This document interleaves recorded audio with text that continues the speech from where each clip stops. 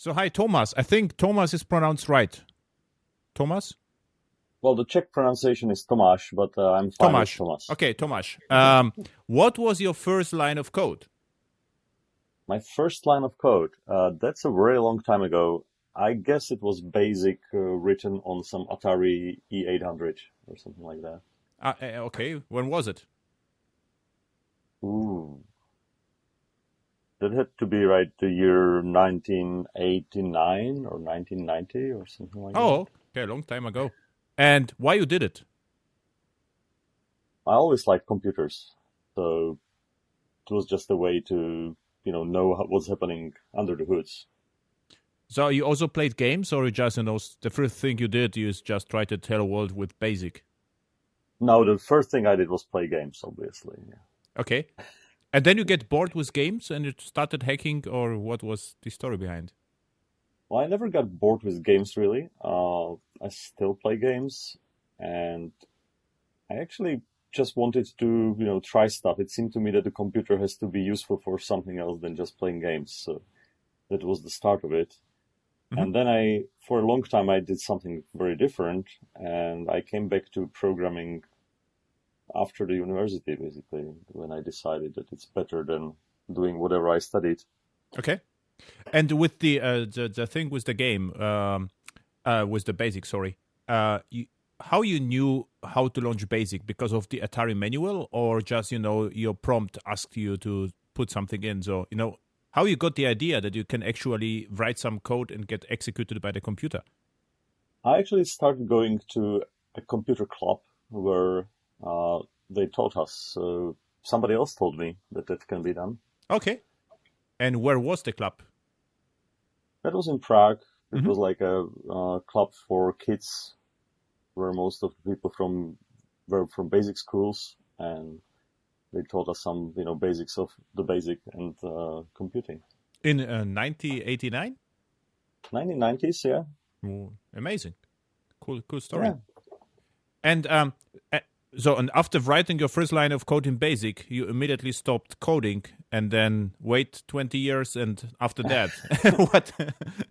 No, not really. It's just that I never really dived deep into it. Okay. So, occasionally I played around with computer. Obviously, we had some computers education at school and at university. So that was mostly, things like programming in Excel and Fox Pro and Pascal and things like that, but never, I never really wanted to program at that time. So it was just, interesting for me. I used it to fix problems I had in my own work, especially around, the Microsoft Office around, area where it was very useful to do stuff using programming. But otherwise, it was just a hobby and not really something I was focused on until I started working during my university days, where I decided that programming is really, it seems to be the calling of my life.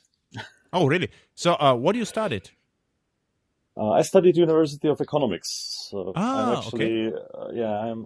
I've studied accounting and finance. So you are basically a manager, right? Yeah, a manager. I could do stuff like that, but I never tried it even. I never actually started working in that job, and I immediately started working in computers. But you at least know how to use Microsoft Project, right? Yes, unfortunately. Okay, so now I'm curious. So you started economics, and then you started coding. So I mean, how you found out that actually coding is fun, or what's the story behind? Well, it was basically an accident almost, I would say. So I was looking for some, part-time job during my studies, and a friend of mine said, "Oh, I'm working for this small company here in Prague, and they are looking for people who, can do computers." And I was like, I can do a bit of stuff, but I'm not that good. And I said, I just go to the interview. So I went to the interview, and I realized they don't really care if you understand computers, as long as you are willing to learn. Mm-hmm. So I joined the company, and basically after half a year, I realized I have learned more than in 3 years in school. So, it was like, yeah, okay, this is fun. Okay, and slowly I was Yeah, sorry. Which language was it back then? Do you remember what you had to do? I actually started in Java. Oh, cool. It was Java 1.1 at that time. Mm-hmm. And what you had to do? Well, I started in, like analyst, analyzing requirements and trying to somehow forge them into requirements for programmers. Mm-hmm. And as I started doing that, I ran Java. I started really liking the language, and I slowly moved away from the more abstract work, and I started actually learning how to program in it. So it was mostly at that time. Well, we were using Apache HTTP server with Tomcat, mm-hmm. and doing some servlet work. Mm-hmm. And slowly, as the Java ecosystem was building up, we were moving to application servers. Mm-hmm. And this was during this university, so this was like a side job? Yes. Cool. It was a side job that became the main job. And then you quit the university or managed to complete it successfully? Well, I managed to at least complete my bachelor's degree, but after that it was too hard. I just couldn't, cope with studying something I didn't want, actually plan to do. Yeah. So I never finished my what is the second? It's magister in our language. Master? MBA, probably. Yeah, the master degree. I never finished that because, I was working like 16 hours a day, and I didn't have the power to actually study something else. Yeah, sure. And what the company did, you remember that? It was like e-commerce or? It was actually a software company, so they were doing software for other companies. Okay, so you more or less consultancy or something like this. So like they build software for independent. Yeah, like a bank needed internet banking, so they asked this company to build it for them. And you stick with the company after your university? Yes, I stayed with them for, I think I was there overall 3 years. Okay. And after that, I actually, well, it was interesting because I was sent to abroad to integrate some part of our system that we did to Finland. And I met, people from other companies who, and I became really interested in this whole Java Enterprise Edition stuff and application servers. And then I met a guy from BEA, and he kind of liked the way I worked. So he actually, proposed that I would join BEA at the time. And eventually, after like 1 year of freelancing, I joined BEA as a consultant. And which year was it? You remember that? It was 5 years before BEA was acquired by Oracle. Okay.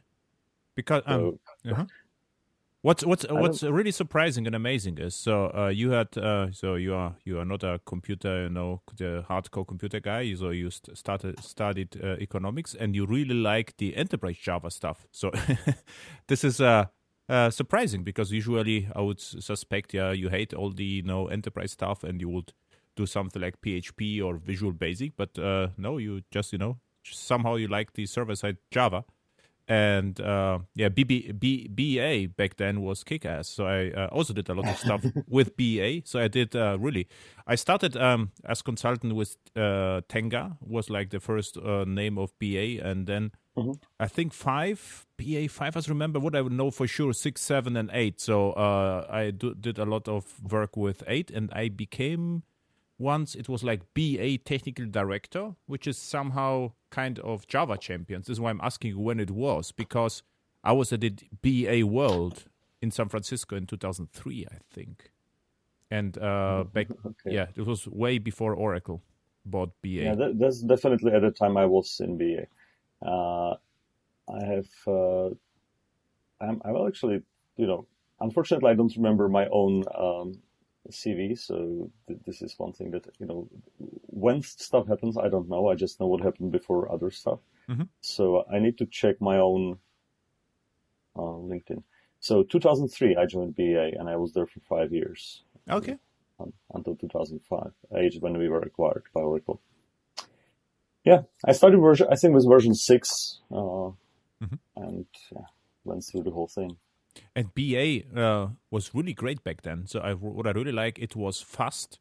The admin console was usable, and it was like really productive and pragmatic. Yeah, really, no kidding. So Yeah, it was a small environment, and you could actually developers liked it because you could easily install it on your computer and just use it. Yeah. yeah, the WebLogic jar. This was the jar you needed to accomplish something, and there was even.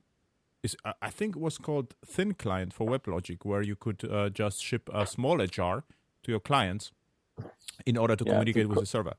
Yeah, to connect to JNDI and send exactly. messages over JMS and stuff. Yeah. Yeah, cool. And what work you did at BA? So, what was your job? Well, I was in consulting, so I started as basically I was the only consultant in Central Europe and Eastern Europe. So I had this whole area. When a consulting job was needed around here, I went there. Okay. And eventually I was building up the ladder or going up the ladder in BA, and I ended up in a enterprise architect team. We had like 6 people managed from UK. Mm-hmm. And there I was until we were acquired by Oracle. Mm-hmm. So the people like Dolores O'Shea and what was the other guys? Forgot the names. Interesting, because I never worked for BA. I always was freelancer, but I had to do something with BA because of the larger projects. And what I remember as well, there was like professor in the University of Dresden in Germany, Eastern Germany, and they also did some BA world work. So they invited me. I forgot for what, but we had a chat, about BA enterprise architecture and stuff like that. But you were for the Eastern Europe, not for Germany, right? Well, I started in Eastern Europe, but my manager was in Munich, so I traveled quite often to Munich, and I actually did a few jobs in like all around Europe. And eventually, when I moved to the enterprise architect role, then it was the whole Europe. Yeah, and Munich was in the near of Munich Riem. Is like right. This was like the headquarters of BA. It was yes. Oh, okay, so I was also a couple of times there. So I have to say again, this is a small world. So, and we probably met even back then. I'm pretty sure because I was also around. I remember BA World was in 2004, and I think I started with BA, 1998 or whenever it was the thing, I think. But cool. And then was acquired by Oracle, and a lot changed for you, or it was basically the same with different name? No, it was actually quite a big change for me because. The structure of Oracle is slightly different regarding the regions. Mm-hmm. So this team that I was part of didn't exist anymore, and I moved to a team called ICCC, which was based in Slovakia, and we were really responsible for Central and Eastern Europe. So somehow the whole, the rest of Europe basically became unreachable. Mm-hmm. So I worked in the team. And eventually, I didn't want to travel that much anymore because that was really a very travel demanding job, the whole consulting in BA and then in Oracle. Mm-hmm. And unfortunately, I didn't find a different place that would require less travel within Oracle. So I left the company. I worked for other companies for a while and I came back again. Oh, nice. And which companies were they? Can you mention them, or was it just a small? Yeah, it's no problem. Mm-hmm. It's actually quite big. I worked for a company called AVG, which unfortunately no longer exists. Mm-hmm. It's the antivirus company. Yeah, exactly. It was acquired by another one in the Czech Republic. Mm-hmm. And there I was as a system architect and enterprise architect for a while. And they did also Java stuff, or was it? That was interesting. They actually didn't do that much Java at the time I joined the company. They were quite a big Microsoft shop. Mm-hmm. And we actually, as part of the job that we did, was building a new system for e-commerce based on Java. And that was one of the reasons I joined the company. Was WebLogic? No, it wasn't. It was JBoss? It was some custom. Actually, it wasn't an application server. It was some custom built e-commerce system with its own, architecture. Okay. servers, so it wasn't really much. And also we were thinking about doing some enterprise service bus stuff, but that never came into fruition. Which is probably a good thing, right? Yeah, looking back, it may have been the wrong decision at that time, but it's still 2013. I think they still could utilize it for a while. Yeah. Before all the architecture changes came in. Mm-hmm. Yeah, and I have quit that job and joined another company which is called Home Credit, which is doing customer loans. Mm-hmm. I spent there 3 years in a technology architect role. Mm-hmm. And this was Java, like WebLogic, Oracle Service Bus, all the nice stuff. Mm-hmm. And I must say it is an interesting job because this company is working in 10 countries. So you learned about all the stuff, how to have some stuff done centrally, some stuff done on the local subsidiaries, and the architecture was very interesting there. Mm-hmm. And I think that was the first time I actually learned about cloud computing, because I was on Oracle Code 1, actually Java 1 at the time. Mm-hmm. And that was the part where I started being interested in things like Spring Boot and, how that fits into the new world and cloud computing. And why you became interested in Spring Boot? I'm just curious. It's probably just a chance, because I ended up on one presentation of the notoriously famous Starbucks man and Josh Long, and his presentation skills are unbelievable. Mm-hmm. So he showed this thing that he would boot up Eureka 2 microservices, and that all that was done Java minus jar, and worked quite nicely and quite fast. Mm-hmm. And the whole idea, we actually talked about this in the year like 2004, 2005, mm-hmm. that it would be really great if you could run each service, like when you talk about service bus, or even at the time it was WebLogic integration, and it would be so great if we could run each service separately. Mm-hmm. If we could scale it separately. And at that time there was absolutely no chance to do that, because the overhead of your application server was so big mm-hmm. that you just couldn't do it. And suddenly I saw, oh, this is what we wanted, this is exactly what we needed 10 years ago. Mm-hmm. Interesting, because I did a lot of application server work. So I did a lot of WebLogic, but WebLogic became larger, and then I became no more that interested in that. And then Glassfish was on the horizon. So from Sun Microsystems and then Oracle. And I did a lot of Glassfish work. So Glassfish 1, but then Glassfish 2 mainly. And the interesting part, I don't know whether you still know Alexis from MP Pushkin from now it's Google, back then at Sun Microsystems and Oracle. And at Java 1, actually, he showed me Glassfish v3, which was Java minus jar glassfish.jar. So I still have the t-shirt, on it. So and I say, why you are doing this? Because the Glassfish v2 is so fast, and I really don't care whether, the application server starts my app or my app starts the application server. So, I mean, this is huge effort and no added value. And you actually could start the Glassfish 3 with Java minus jar, but I never did it, and I think really never. And the Glassfish 4 and now 5, now they switched to Payara, but I never used, for instance, Payara Micro, where you can start, with Java minus Java. For me, I really didn't care. I never cared, and I say this is if there is no performance benefit, and there wasn't any. So like the Payara Micro or Whitefly Swarm, they were just a little bit smaller than the real servers, but I couldn't just go to my clients and say, look,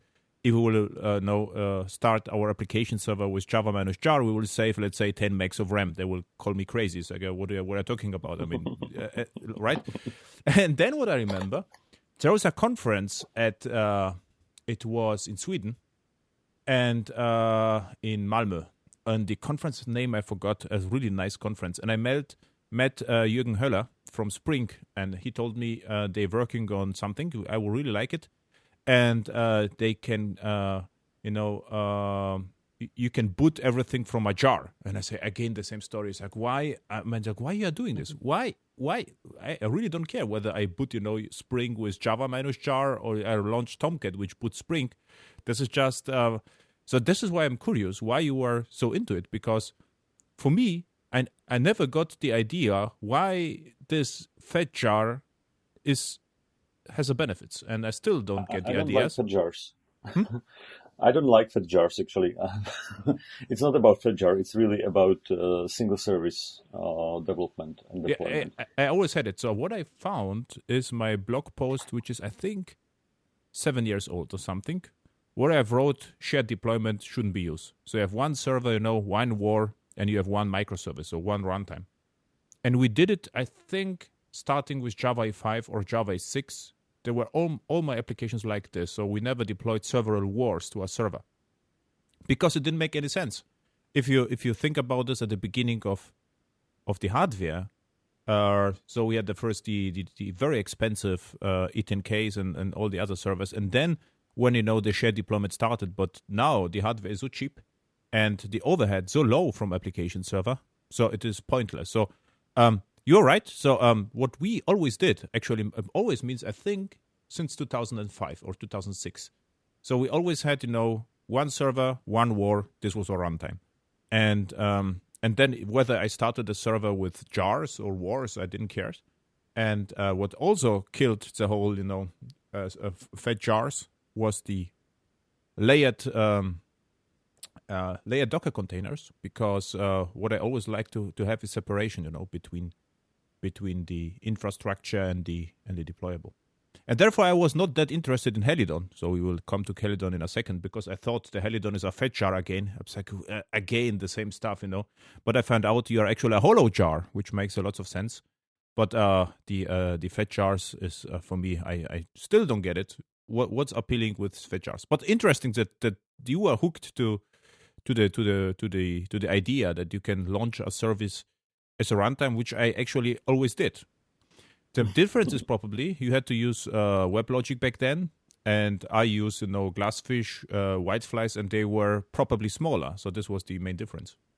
Yeah, I guess so. I guess that's about experience. That for me, as you said, WebLogic became quite big, and at that time, running a separate instance of WebLogic would be unusable, considering the amount of memory you need.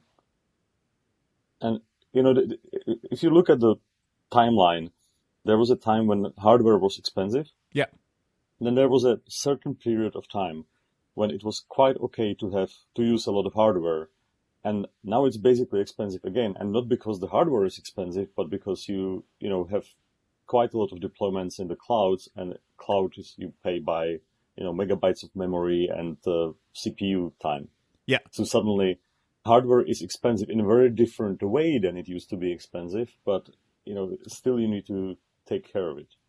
Yeah, you're right. But the question is, how expensive is it really? So I have two Whitefly full. So Whitefly full means no micro nothing. So full servers with ELBs running for a client as a proof of concept, and I forgot to deactivate that. So they run all the time on EC2. There were two instances.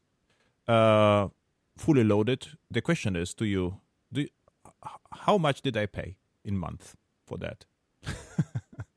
Well, if it's like was it virtual machines? No, it was. They ran on the EC2. It was like the Elastic container, not before AKS. So it was not Kubernetes. It was Docker with a private Docker registry, and there was Elastic load balancer before. So this was that. I would guess it was like $1 if it wasn't used. It was used, so it was around $15 a month. $15. So everything. Okay, so it was fully loaded. So the point is, no one knows how cheap it actually is. And in some of my production projects, so we have 4 servers in a cluster, so like 4 runtimes, and this is really cheap. So the difference is if you are Netflix and Facebook, you cannot do this. But for a business project, it's not like we are running, hundreds of microservices in production unless you are crazy. But usually you have a few reasonable microservices with dedicated responsibilities, and then it's still extremely cheap actually. So it is not worth for optimization. So this is my observation, right? I actually would disagree a bit with that, because Okay. you are right if you run a few microservices, but there are still companies that are big and that need to do more stuff than just a few microservices. And if you need to deploy 100, then suddenly $10 per instance becomes much more significant. And we do have customers already that are really interested in optimizing, a few megabytes. Yeah, I also have And this customers. because they know how much it costs. So you are right, for the most, like for a usual company that needs to have one application on the cloud, it probably doesn't make sense to optimize, because you will spend more money on the optimization than you spend on your actual runtime. Yeah, but it's not about company. It's usually about department, So a company comprises several departments. They usually don't like each other and don't know each other. And every department has some budget. So this is my experience. So even large companies are structured that way. And if you look how much a deployment costs in the cloud, there's just peanuts for a department. Of course, if the company would have a dedicated budget for everything, this is a different story, but this is not how the cost structure usually is working. But this was just, we should optimize, but for me, it's like, developers are bored with the old stuff, and now they try to optimize to have, funnier living and find something to optimize, and then they rewrite the whole application and save 5 megabytes of RAM, and everyone is happy because the customer believes this is they save some money and developer had, exciting life. So, so it's just. I just wanted to discuss with you exactly that, and what usually happens surprisingly, I do lots of the server-side enterprise Java for startups, and the startups are surprised how much they can achieve with a single instance of application server.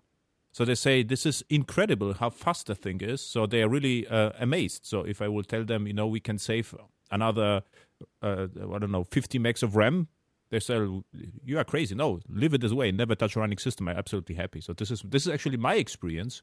And yeah. But cool, sorry. It was just, I wanted to know about, you made me curious with the Spring Boot on FatJARs. So you were at the Java one, and you really like the Spring Boot delivered by Starbucks man, this Josh Long. And Yeah. What happened then?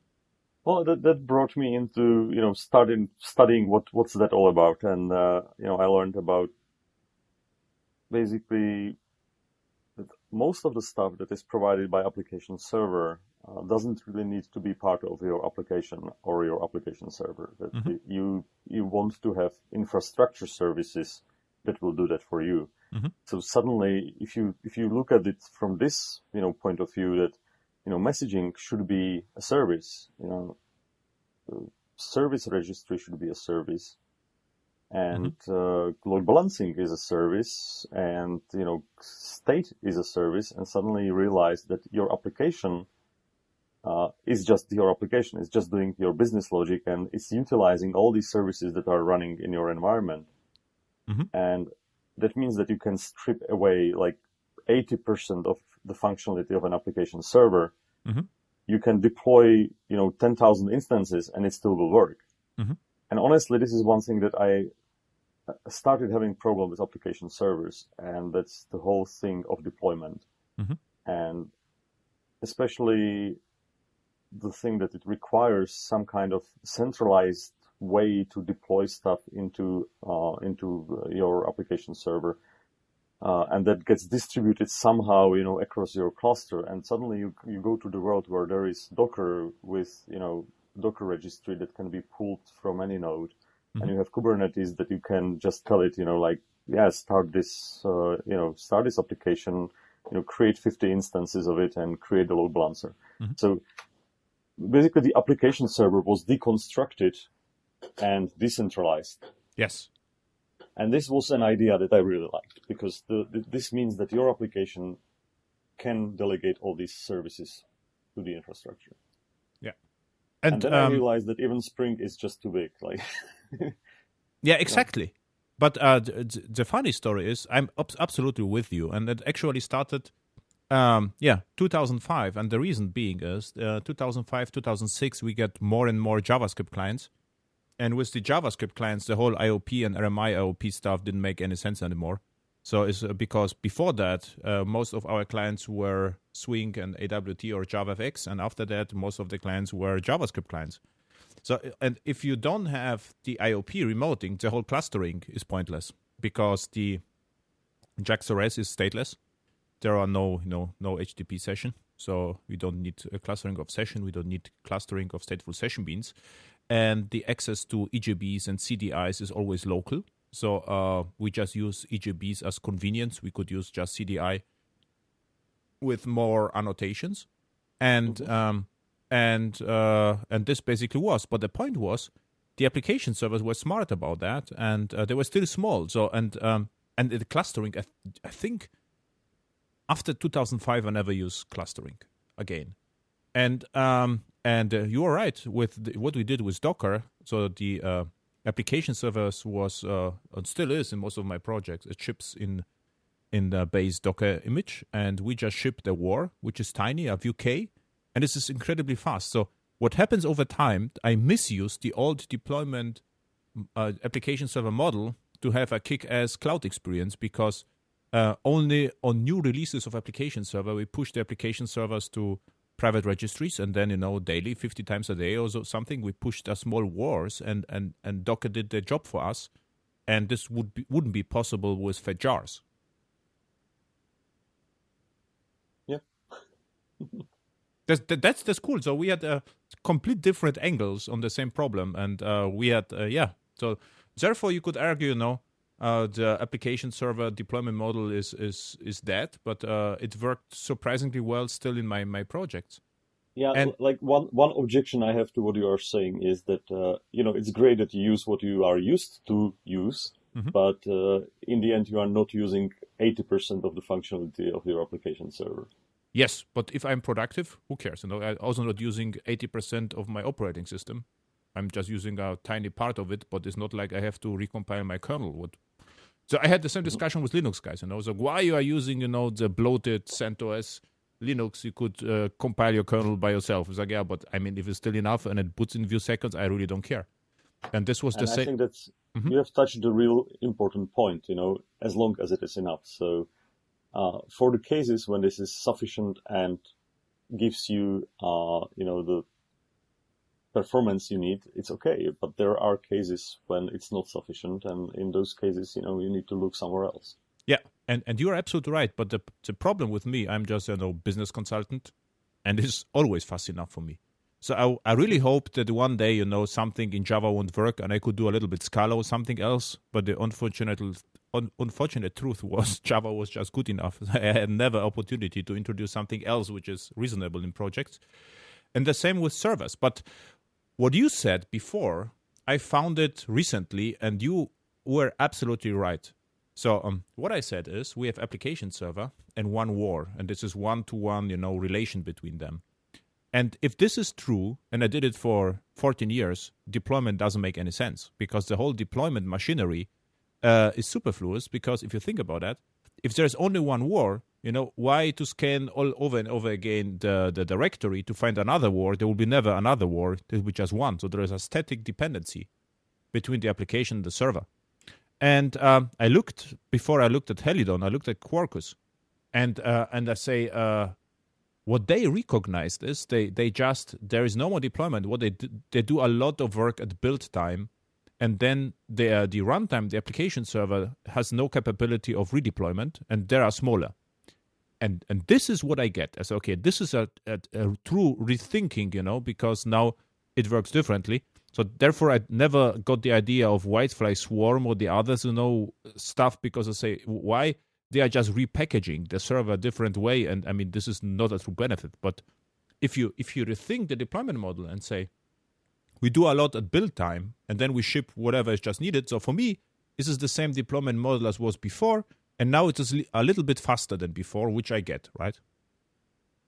Well, we do it slightly different, but yeah, that's basically the idea. You design your environment with the idea that there is a single application, Yeah. and that makes your life much easier. And honestly, it's not just deployment. Another case that is really important is class loading. If you look at application servers, like the one of the biggest problems you would have is class loading issues Yes. because the server had to do really very complicated stuff to be able to separate class loaders to be able to undeploy stuff and redeploy it again. And a lot of bugs are coming out of that. We have absolutely nothing like that. Yeah. You have the system class loader, and that's what you have, and you Yeah. don't need anything else. Yeah. And you're absolutely right. In my projects, we didn't use a lot of external dependencies, so the whole class loading thing was basically unused in all my projects. So because we just implemented business logic, and we never had external dependencies or rarely had external dependencies, so it was basically unused. But what's before we start to talk about Helidon? So you attended the Code One or Java One session with Josh, and what happened then? So you started to think about Helidon at Oracle, or what happened Well, then? I was still in a different company at the time, and we started thinking how to build. And at the time, everybody was started talking about like, oh, cloud, everything has to be in the cloud. And I was like, oh, I don't think so. I actually like the idea that you can still do stuff locally. Like you don't need to be in a cloud. I just would like to have the features of the cloud, Yes. And that was what we started, thinking about in the architecture of that company. And then in 2016, I decided to move forward again, and I was contacted by my friend from Oracle that they may be interested in me joining their team. And when I joined, they were actually working on the cloud stuff in Oracle, and there was a project. Like our project is like the third incarnation Okay. of something for the cloud. And it had two names before that, and I joined the team. Was it the Airport and Prime? It was actually so it's the fourth. So it was Airport, Prime, and J4C, and because J4C unfortunately was not a possible name, we switched the name to Helidon. And I started there building the security module of the product at the time. And then, unfortunately, my team decided to leave, and the product stayed. So I moved to a different team within Oracle, and suddenly somebody decided, this looks like a good idea. Let's work on it. Was it Dimitri who decided? Well, Dimitri is my manager, so it wasn't really on our side. This is more about the strategy of Oracle. Okay. And at that time, they just decided that it makes sense to have something like that within Oracle. So we open sourced and started, doing it in earnest and properly. And this was 2017, I think, or 2018 or something like this, right? Well, the first release we had was in February this year. So, but we obviously started earlier, but it took some time to do the whole open sourcing process. And but I think last year at Code One, I saw a presentation about Helidon. Yes, but at that time it wasn't released publicly. Like there was no, we weren't on GitHub, and we didn't have a public release at the time. Okay. And when the airport started, the whole when was the first commit of Helidon, or when the idea started? You know that around? I wasn't at Oracle at the time that the airport and previous and the Prime started, so I'm not really sure. I know just it's quite a long time ago. Oh, really? It's interesting. I think that the first commit in Helidon is 2016. Okay, this was the Helidon, but the airport and the old stuff is probably older, right? Well, I'm not sure about airport. I'm like Prime. Actually, there are pieces of code from Prime in Helidon. And I think that's the copyright from 2016 that you can find in some of our source code. Okay. And you know when it started? Why? Just for fun, or this is because to have something for the Oracle Cloud as a product? It started as a part of our, like, at that time, a cloud platform. Okay. That was the original idea. And, there were some changes in management and in strategy at those times. So, it kind of lived its own life, never being released until now. So, I can't really talk that much about the details of the internal decisions, but no, it was just not internal decisions detail, but more like the general idea behind. So this is what's interesting. Yeah, the idea was that we needed something to be part of our cloud platform, and it's hard to use a third-party product for that. So in the end, we built Helidon. Yeah, this is what I'm asking. Why you say, okay, Helidon is nice, but we use Spring Boot from Starbucks? Well, I don't know. I was talking about a different company at the time. I said I was not in Oracle. No, but now you could say, okay, we cannot use. No, we cannot use Spring. Why not? It is Apache license, I think, right? Or MIT or something. I don't think I can talk about internal decisions in our company. Okay, perfect. This is like stuff that, yes, theoretically, I'm sure there are cases where Spring Boot is running within Oracle. But we are a company that builds software and system software, and it would be very unusual if we just decided that we don't want to build this kind of software. Okay. Like, I honestly think we should have something of our own, because that's what we do. Yeah, sure. And now now this is my opinion. I'm not talking about the opinion of the company, but my opinion is that Oracle should never use somebody else's software to run servers. Like, it just doesn't make sense, because that would mean that we cannot do it. Yeah. And because it's part of our job, like, the company is selling servers and system software, we definitely should have our own and, work on that. Yeah. There's also, my opinion, I was just curious because, if, but this is like more strategic. Not you in theory you could use Spring Boot, but you decided to create your own environment, which probably also makes sense, because if you have lots of WebLogic clients which are somehow Java-y or J2E even projects, and they are easier to migrate to something like microprofile than something completely different, right? This would be also my thinking. Yes, and obviously from business point of view, you want to have continuity. Yeah, exactly. Yeah, perfect. So this makes sense. Okay, so then you joined Helidon. So now, what's your role at the Helidon project? So you are the architect? Yes, I'm the architect of the project. But you started with the security module, right? So you built some security module. Was it like a Java 8 security module or something completely different? So what did it's actually the same security that we have in Helidon right now. So it's implementation of security within Helidon. So it's more like the WebLogic security that used to be in version 8 and 9. So there is like the concept of providers for each type of security, that you can either use the ones that are provided or you can build your own.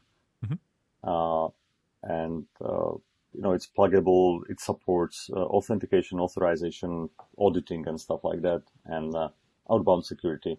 I just made a few design changes to do the stuff that I considered important, like there is a differentiation between security for the user and security of an application or a service client.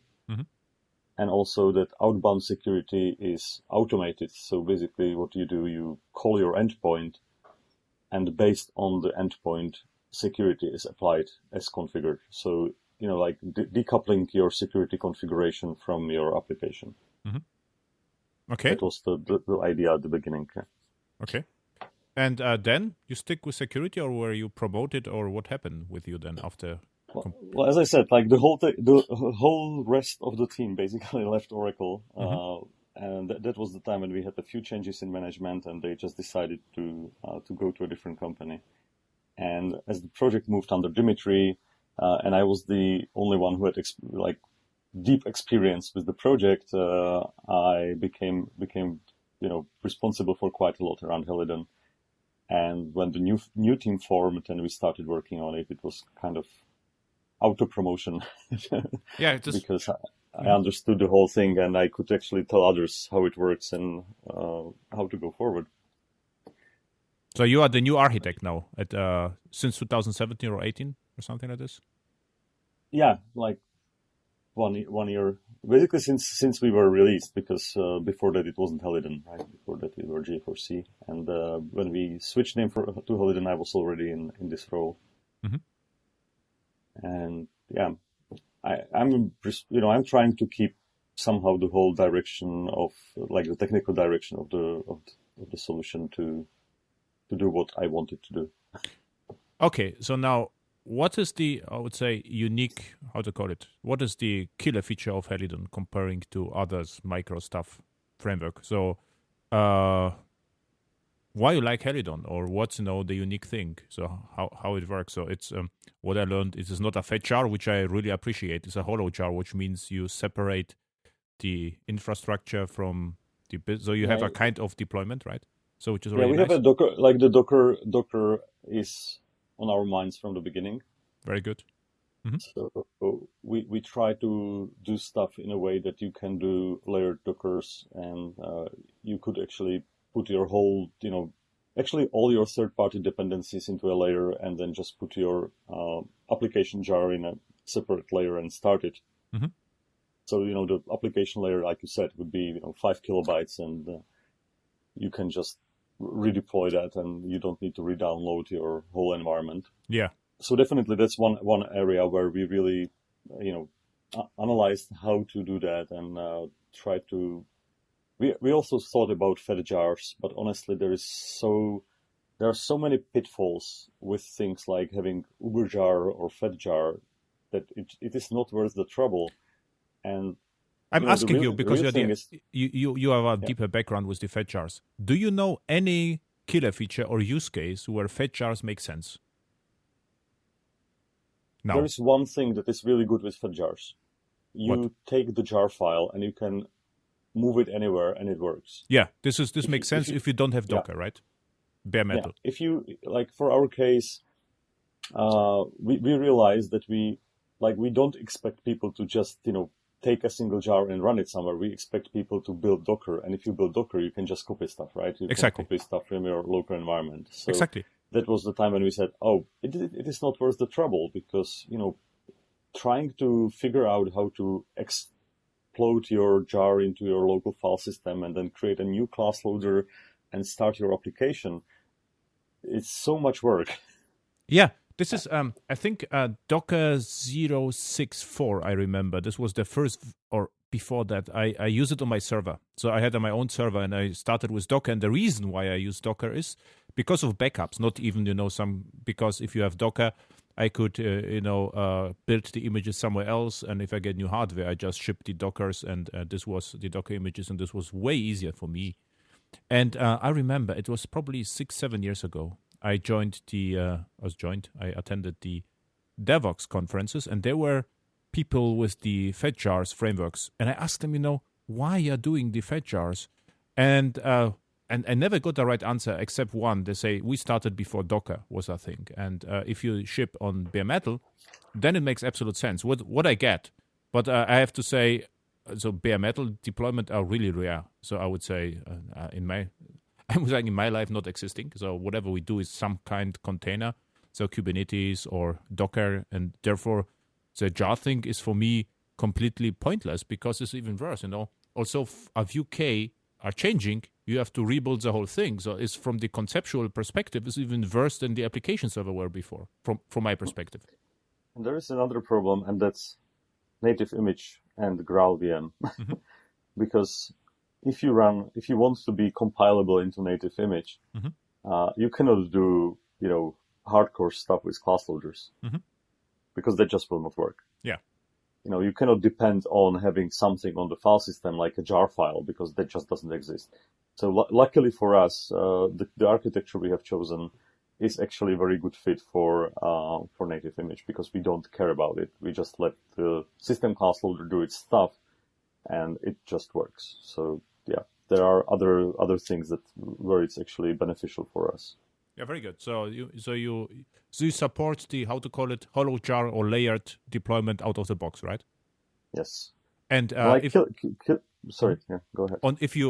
if I create, let's say, Hello World JAX-RS app with microprofile, will I get 2 jars, one with my business logic and the other one with infrastructure, or a couple of jars, like modules? It's modules. Like Helidon is very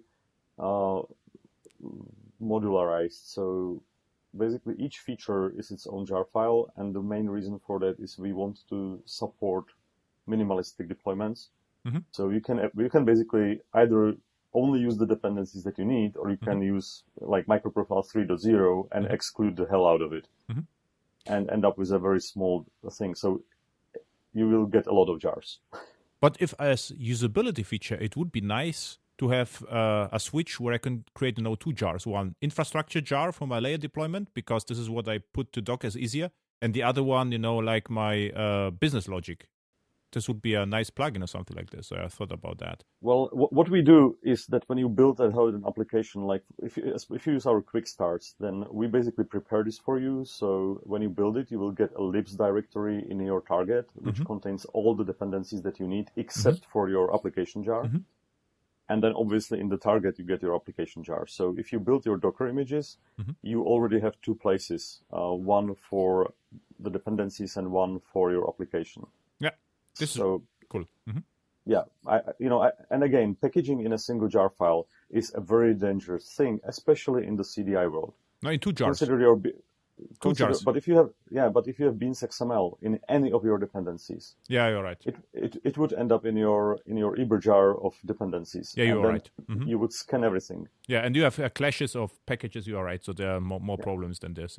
Yeah, this can happen. Like clashes of packages, that should be less and less because of the modularization of Java, and quite a lot of the dependencies are cleaning up their package structure to make sure that it works in modularized Java. But still, we actually had that problem that somebody did a FatJAR and then complained that it doesn't work because one bean was created twice. Yeah, that's the problem. So get it. And could I create with Helidon and command line client? Like command line app? So, not a service, or rather than, would it be easy? Like pass, command line arguments and not as a server, like rather than CLI? Helidon is not really a CLI tool, so there is no library that we will give you to build a CLI application. And, the question would be, like, what feature of Helidon do you expect to utilize then? I mean, probably GraalVM compilation. Because okay. Because I'm actually doing that sometimes, yes. Yeah, because I have, why I'm asking, I have a lots of scripts and Java tools I've wrote over time. There are command line clients, and I also wrote them by myself. And I already looked, at Quarkus, and it would be doable. So the only thing which I'm missing is that the arguments from main class are not passed. So what I would expect the only expectation would be, if I have some command line arguments, there will appear as a, let's say, environment entry system properties or something else. So they will be accessible at least, or injectable, and then I would be happy. Because I could do some stuff and then quit, or I could, for instance, give you 2 concrete examples. The one I use a tool called Jotanizer, so I generate JSON tokens for system tests for microprofile JWT, and I thought about to use Quarkus or Helidon or whatever, because I read the configuration with JSONB. Started with JSONP and JSONB, so there's parts of microprofile I would like to use. Also microprofile configuration, why not? But not JAX-RS. There would be no service part. It's just, it starts, generates something, and it gets killed. Everything is possible. In the end, you can actually use Graal native image on its own. You don't need... Yeah, I know it. But Helidon or Quarkus for that. By the way, if you need to generate a token or call something, Helidon actually has an outbound security support for JWT, so we can also generate tokens. Oh, cool. But you can do whatever you want. As Helidon is started from your own main class, we don't generate a main class. You actually write it yourself. Then can, then it's different. Okay. yeah, you can basically do whatever you want. Yeah, this was the So Java. Yeah, of course. Yeah, I forgot you have the Java SE mode, right? So with the Java SE mode, I'm golden. With the micro, yeah. Actually, even with microprofile, like for microprofile mode of Helidon, you can either just run our main method, like it's not generated still. It's just IO Helidon microprofile main that you start, and that will start the whole thing. Or you can create your own main method and just start it yourself. So from this point of view, you can do whatever you want with our dependencies. And I think that Dimitri always shows it at the beginning of his presentation. Like Helidon is a set of libraries, and we try to keep it as much as possible that way. That we provide libraries that you can use. So we are not building a server.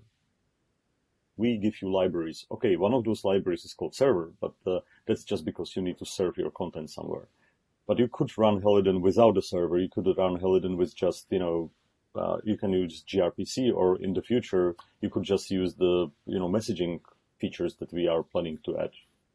So from this point of view, we are just libraries. So you can use any of those libraries for anything else if you decide to do so, just add it as a dependency.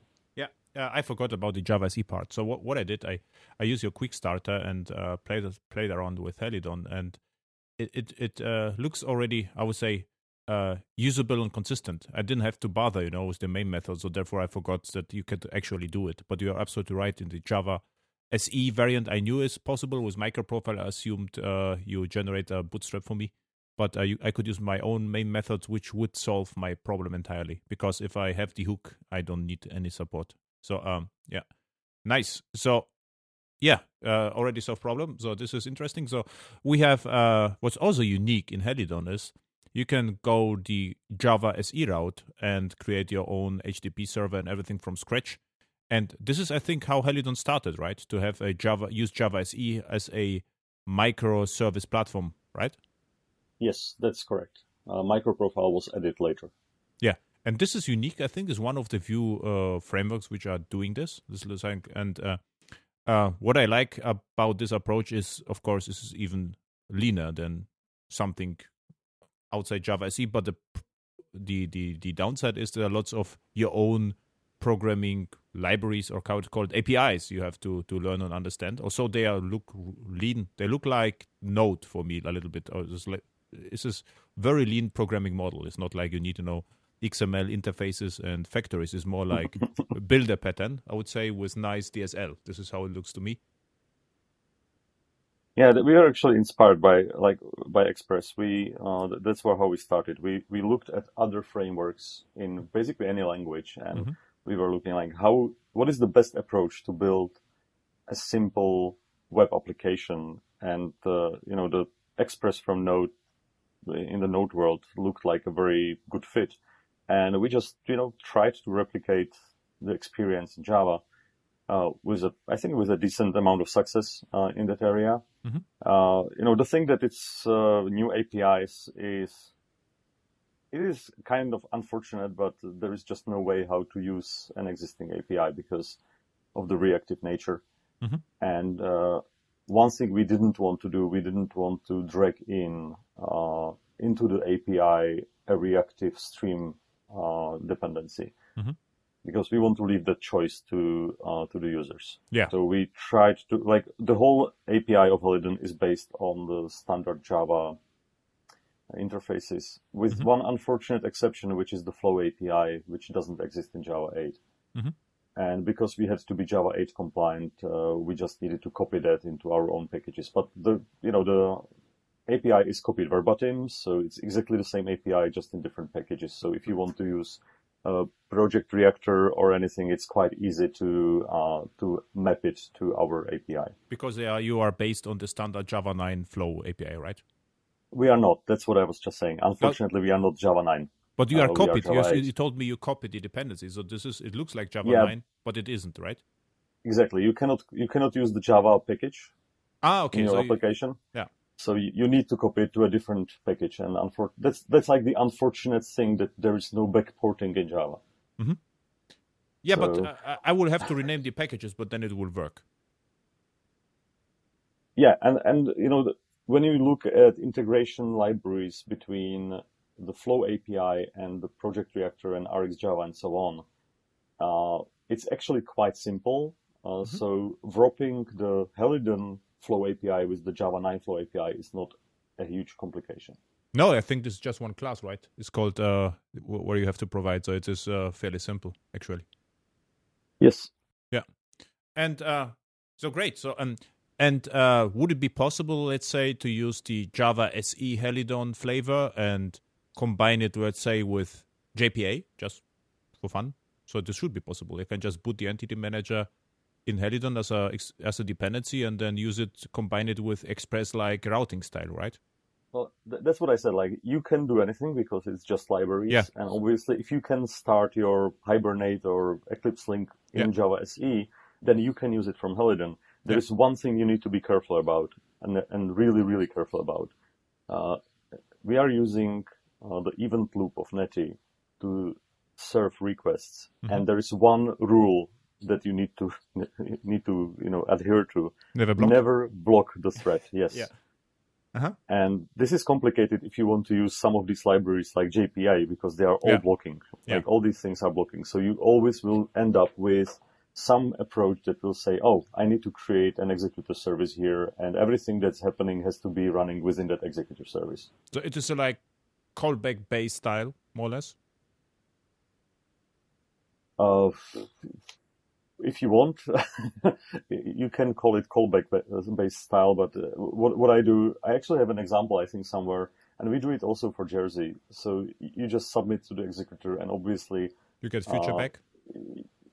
Well, we are not using the future, so I'm actually doing that after this, like the last thing of the callable or executable will complete the response. Okay, so you're doing like completable future, then, and then you are done, right? Then apply and then whatever. So this would be the... Yes. Okay, this is what I also do with JAX-RS actually in my stock Java EE application. So what I can do is, suspended async response, combine it with completable future, inject the executor service, and then I'm done. So basically... Yeah, the problem with Jersey is that even or in general, with anything that is asynchronous in Java EE, and mostly in Java SE as well in libraries, it's not reactive. These things are still using their executor services that are somewhere blocking, but you just don't see it. Yes. So even in these cases, you just need to use your, a custom executor service to make sure that you disconnect the threads of the Netty event loop from the threads of your application. Mm-hmm. I'm just curious. Could you start multiple event loops with Netty? So let's say I start 5, or is it unusual, or is it impossible? It will not work properly. For example, with Netty, we did some performance tests, and our original default was that we started the event loop with the number of threads equal to twice the number of CPUs on your machine. Mm-hmm. And after the performance test, we actually reduced the number of threads to be exactly the same as the number of CPUs, and the performance increased. And the problem is that as soon as you start playing around with the Netty event loop, you will decrease performance. Okay. So it's really optimized the way it is. Mm-hmm. And if you start blocking threads or trying to increase them to handle something like this, your server will stop working correctly. So you should really, like in this case, you just cannot do it. You really should do what we do. Mm-hmm. With the event loops, you can use multiple event loops. You can have multiple ports. You can have event loop for a client and event loop for a server. But in general, this is something you have to be very careful around. Mm-hmm. Okay, got it. And the micro-profile programming style is more like traditional. So I don't. So with Java SE is more asynchronous and reactive, and micro-profile I could do traditional JAX-RS service. What I saw, right? So I don't have to care about that. Mm-hmm. You don't have to care about threads in micro-profile. Nevertheless, it's the same as in an application server. So there is somewhere hidden, thread pool or executor service that is taking care of your application. So, yeah, if you block too much, you will run out of threads. You will be in trouble. But that's something we all know from application service.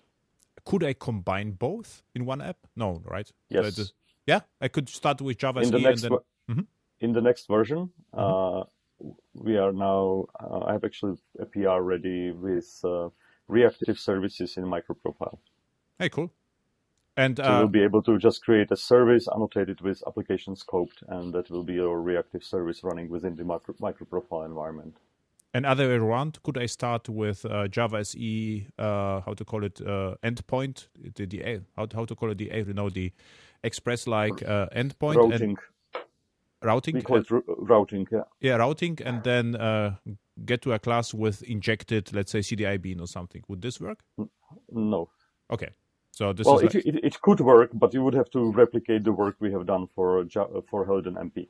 Yeah. Because in the end, Helidon MP is sitting on top of Helidon SE, so it's using the same libraries.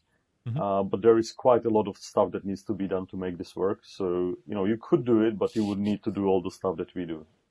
It's actually really interesting. And what's about GraalVM integration? So can I just, compile both to native image, or how does work? Not yet. and what? So Java SE or something? Or you can compile Java SE. You can compile the Helidon SE application. There are obviously some limitations. Not all the libraries that we provide can be compiled into native image. But if you take the quick start, for example, you can just compile it into native image and it will work. And how does work? Maven native compile, or what do I have to do to achieve that? It's Maven clean package -p native image. Oh, cool. Okay. Well, you just need to have it. Obviously, you need to have native image installed on your computer. Yeah, sure.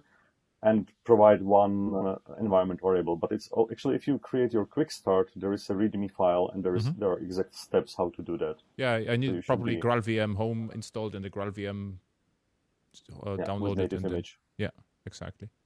And then you actually need to download the native image compiler from GraalVM because it's no longer part of the installation.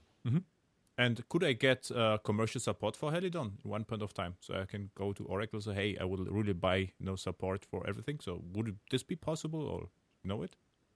Okay, let me just finish with the MP and native image, and then I will answer this question if it's okay. Perfect. Yeah, no. So for the MP, we are working on support right now. It looked quite impossible at the beginning, but now we are actually getting there. So in Helidon 2.0, we will have support for native image compilation of microprofile. But obviously, the number of limitations will be slightly higher in microprofile environment. But we should get there. Now to the commercial support. I'm sure this is more a question to Dimitri than to me. Okay. I try to be the Dilbert of the team, not the pointy hair, but we do plan that. There is Oracle has committed to providing commercial support for Helidon. And at the beginning, it will be possible for existing customers of WebLogic.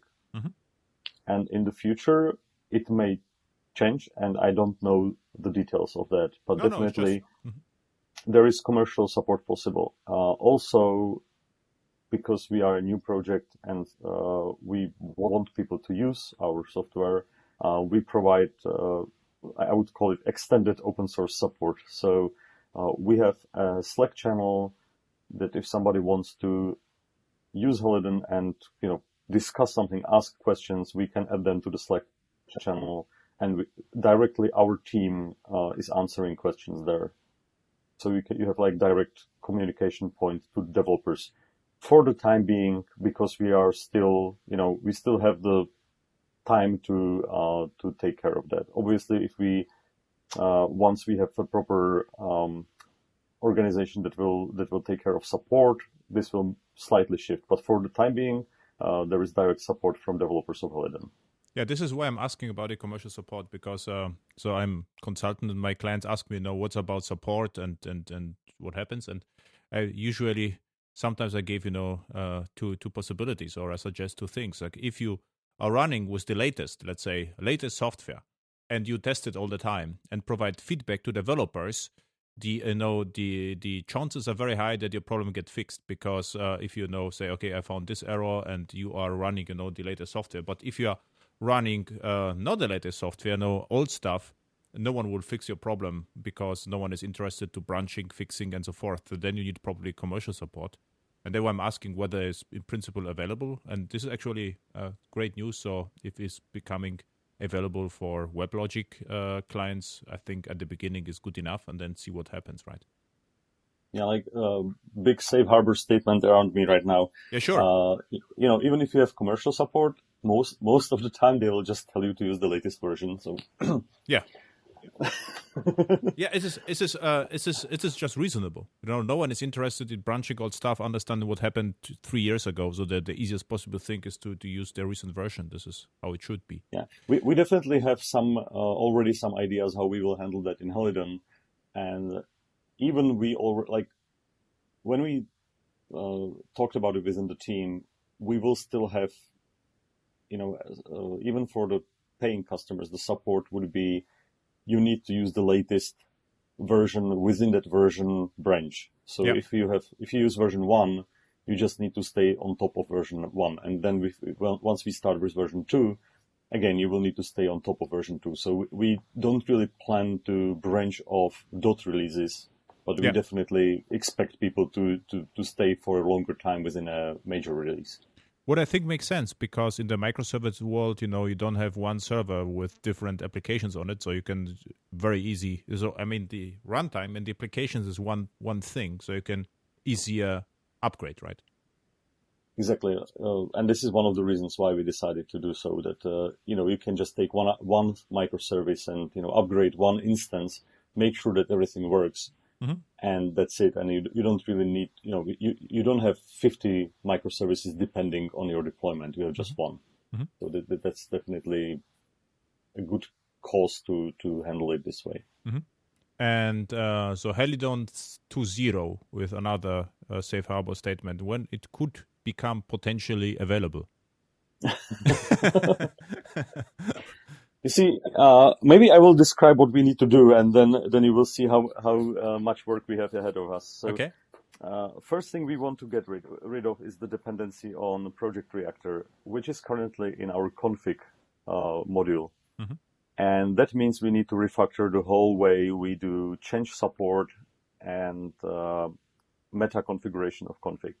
So that's one big thing we need to change. Second is the native image support for microprofile, which means basically refactoring all CDI extensions that we have to make sure that they work, nicely with, especially with configuration. Because one thing that is really complicated with the ahead of time compilation is that when you do something ahead of time, you get the configuration at the time of compilation. Mm-hmm. And then obviously you get a second configuration in the runtime. And you need to make sure that all the configurable resources in your application are using the runtime config, not the compile time. Mm-hmm. So that's also quite a interesting problem that we need to solve. We have it solved partially, but there's definitely some work to be done. And then we will need to get rid of all the deprecated stuff. And one of the deprecated stuff is actually microprofile. So microprofile is interesting set of standards or specifications. On the other hand, it's behaving, how to say it? It's a bit volatile. Mm-hmm. So there are a lot of backward incompatible changes. And some of them are done in a way that is just impossible to have both of them at the same time in the same repository. Mm-hmm. And for example, metrics. We had to do really a complicated thing to be able to run metrics 1 and metrics 2 at the same time within the same project. Mm-hmm. And we need to get rid of that. Mm-hmm. So with version 2.0, we will have just the latest versions of all the specs and remove everything else. Yeah. Which I think is reasonable. Yeah. Having said that, I cannot say any specific time. We plan, like our current high-level target, let's say, is beginning of next year. Mm-hmm. But it should be later. It could be later. Yeah. Exactly. Like there are so many variables in this that I really cannot promise anything. No. Just safe harbor statement. Yeah. We plan to do it. One of the reasons I'm actually saying anything at all is that we have people who say, "Oh, we need the latest version of open tracing," for example. Mm-hmm. Unfortunately, open tracing is also backward incompatible. Mm-hmm. And I don't want people to, sit there waiting for the release 2.0. It's not going to happen that soon. Except, we have Christmas, and there are lots of the listeners from the podcast. They could join forces and just, deliver to 0 without you. And then after vacations, you come back and everything will work, right? This can happen in open source. That would be great. Like if you actually go and prepare the pull requests for us, that would be great. Yeah, definitely. And this can happen. So open source. So it was great to chat with you. So I learned a lot about Helidon. So where people can find you on the internet, Helidon. Oh, by the way, I just forgot to mention. I saw Helidon. I think it was Code 1 last year the very first time. And I just joined the session because I liked the name, Helidon. It sounded to me something like Helidon, and I forgot the session. I think it was also delivered by Dimitri. I don't remember. And I saw, the Helidon website, and it looked amazing. And then I said, wait, is this by Oracle? It's like, what happens by Oracle? Is this like, is it a startup? What? And I couldn't get that, something like this can actually happen at Oracle. I would expect something like ESB-like structure with SOAP requests and a terrible website, but it looked actually perfect. And this was my first impression. I got immediately curious, but I saw the very first time, the Java SE programming models. Okay, for me on my clients are less interesting because we have lots of Java 8 stuff going on, and just to relearn this completely is not that interesting. But then the microprofile kick in. So okay, then it's really interesting because now it doesn't matter. This is very similar to Java E, so you can migrate back and forth. And this is the feedback. So the website looks great, and the tutorials, the quick starts. This is another website. This is really well structured, looks nice, lots of content. So kudos to whoever is doing this. So looks really good. Thank you. Yeah, that was one of the things that we wanted to release with documentation that is helpful.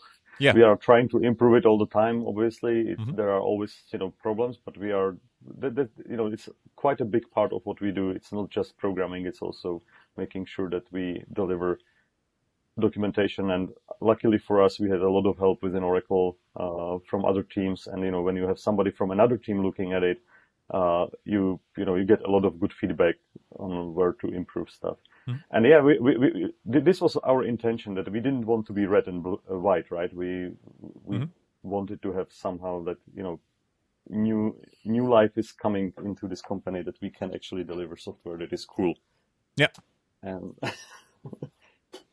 we are happy it happened. Yeah. Yeah, I guess so. This is like, I think now the stuff at Google will look a little bit more boring. That's life, right? Yeah. Legacy. Everything becomes legacy after a certain amount of time. I have heard people saying that Spring is legacy software now. So, I'm sure that this is just the way world works. Yeah. Okay. Yeah. So where to find us? So first, there is the Helidon project website that we talked about. Is the helidon.io. Then we have the GitHub repository, which is github.com/oracle/Helidon. And then we have Twitter. You can find us there as Helidon. And if you can also contact us. We have the Slack channel. You can find links to everything either on our GitHub pages or in the helidon.io page. And your Twitter handle, Tomasz? Sorry? My Twitter handle is... Oh, that's an interesting question. Huh. You see, I need external memory. I'm not... I don't hold stuff in my mind, unfortunately. Very good. I kind of think it's at Tomasz Langer. Where can I find that? Come on. But Tomasz Langer is your name, so the people can find you. And it's... Yeah, I'm sure I'm... So your GitHub is Tomasz-Langer. Langer, yeah. That's this is your GitHub account? Do you have a blog? That's my... Yeah, okay, that's my GitHub. And then I have Twitter is @Langer_Thomas. @Langer_Thomas. There is no H. Yeah, there is no H in my name. Okay. Tomasz without H. Exactly. Cool. So thank you. It was a really nice chat. And let's see after vacations whether my listeners will fix Helidon to run on GraalVM, then we can have another conversation what happened Christmas, right? All right. Thank you very much for the invitation. So thank you. Bye. Goodbye.